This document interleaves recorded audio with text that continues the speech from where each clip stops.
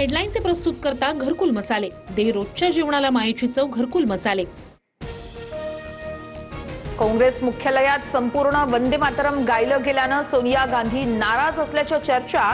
सोनिया गांधींनी खरगेंना नाराजी बोलावून तर काँग्रेसने मात्र आरोप फेटाळले। सोनिया गांधींचा वंदे मातरमला विरोध हा मानसिक नक्षलवाद नाही तर काय आहे? मुख्यमंत्री फडणवीसांचा हल्लाबोल।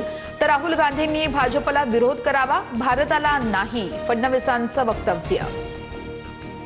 नारी शक्ती विधेयकाला मंजूर करून महिलांना 33% आरक्षण देऊया, लाल किल्ल्यावरून मोदींचं राजकीय पक्षांना आवाहन। महिला आरक्षण विधेयकावरती राजकारण झाल्याची ही खंत व्यक्त।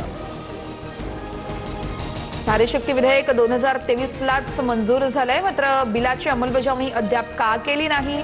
संजय राऊतांचा सवाल। तर विधेयक एकमतानं पारित झाल्याचा सुप्रिया सुळेंचाही दुजोरा। शिंदेचे आमदार शरद सोनवणेंची पत्रकाराला धमकी, 15 ऑगस्ट होऊ दे, तुझ्याकडे पाहतो, माझ्यावर पहिल्यापासूनच खूप कलम आहेत। शरद सोनवणेंची भर सभेत धमकी। आदित्य ठाकरे आज चाकण MIDC मध्ये जाऊन पाहणी करणार। उद्योगांचे स्थलांतर थांबवण्यासाठी आदित्य ठाकरे उद्योजकांसोबत संवाद साधणार आणि समस्यांची देखील माहिती जाणून घेणार।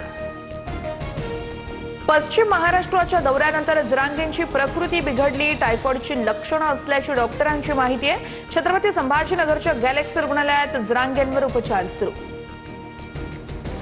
सिडकोच्या 4779 घरांसाठी आजपासून नोंदणी सुरू। नवी मुंबईतील खारघर, कळंबोली आणि तळोजामधील घरांचा समावेश।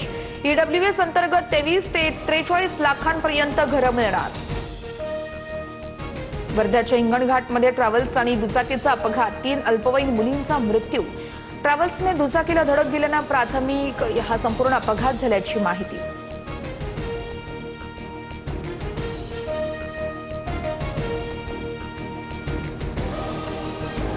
पंजाबच्या मोहालीमध्ये कैद्यांच्या सुटकेसाठी आंदोलन। पोलिसांनी पाण्याच्या फवाऱ्यांसह अश्रुधुराच्या नळकांड्या फोडल्या।